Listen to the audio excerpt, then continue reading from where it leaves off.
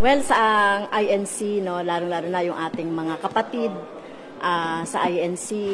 So, ako po ay nirerespeto ko po yung inyong karapatan sa pamamahayag sa araw na ito. So, karapatan naman ng bawat individual yung magpahayag, no, kung ano man yung kanilang mga saloobin, lalong-lalo na sa nangyayari sa ating pamahalaan o kaya yung gusto nilang mangyari sa ating bansa.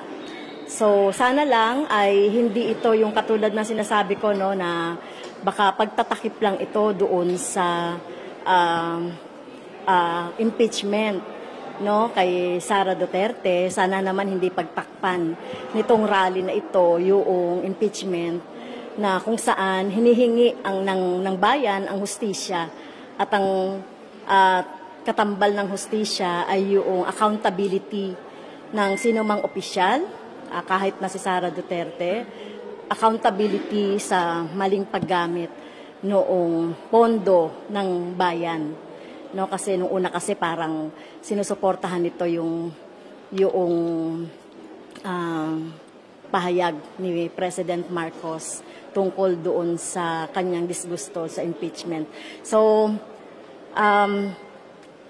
kasama po ang mga kapatid sa Iglesia ni Cristo, itong national interest na ipinaglalaban natin, na panagutin sa pamamagitan ng impeachment si Sara Duterte doon sa kanyang misispend ng pondo.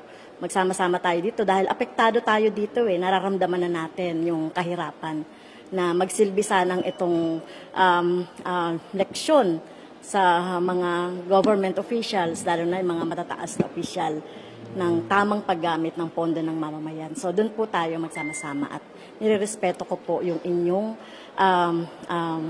sama-samang pagkilo sa araw na ito.